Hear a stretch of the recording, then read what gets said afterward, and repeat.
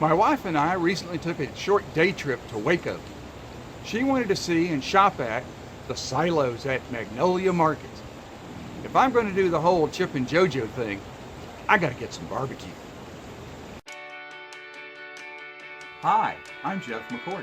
Welcome to Texas Passions.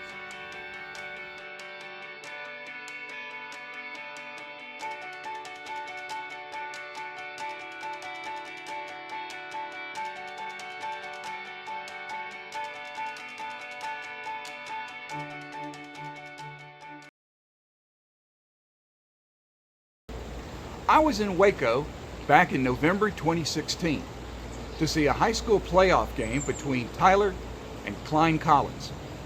Texas Passions 2016, episode 14. I had hoped to eat at Tony DeMaria's back then, but they were closed for the Thanksgiving weekend. For this little trip, I made sure to pick a day when Tony DeMaria's would be open. Tony DeMaria's is located at 1000 Elm Street in Waco, a little west of I-35 and north of the Brazos River. They originally opened in 1946 as a grocery store and meat market. Son Jeff took over the business in 1985 when Tony retired. 10 years later, they moved to their current location, dropped the grocery store, and began operation only serving barbecue, using the same recipes and cooking techniques from back in the 1950s. I ordered my usual half pound of moist brisket and a couple of pork ribs. Unfortunately for me, they only smoke ribs on Wednesdays and serve all you can eat. And we weren't there on a Wednesday.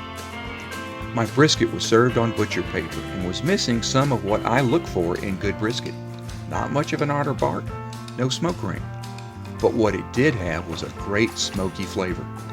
Slow smoked over hickory wood, the brisket was super moist and tender and was easily cut with a plastic fork. They had two kinds of sauce on the table, a typical tomato-based red sauce, very mild, not much of a kick, and a spicy sauce that was a little watery. What made this barbecue extra special was that it was served with a side of gravy, an au jus made from the meat juices themselves. Dipping a bite of brisket in the gravy added extra richness and depth to the meat. My wife ordered a 2-meat plate with brisket and turkey.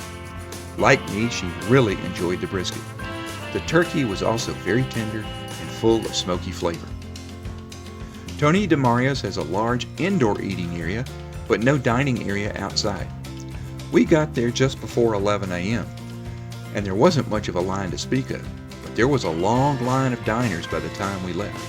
It was really neat to see a wide cross-section of people there to eat lunch. The staff was very friendly, and it was great talking with them and some of the other patrons.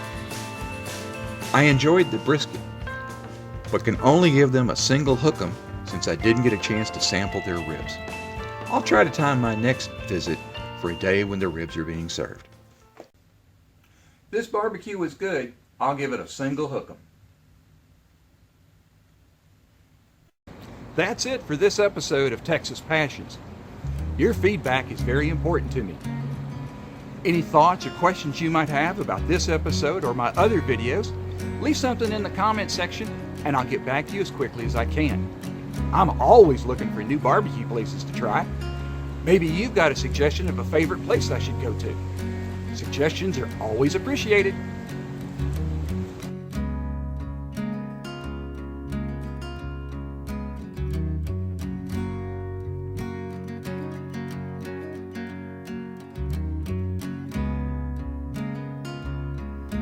If you like what you saw, please subscribe to my YouTube channel.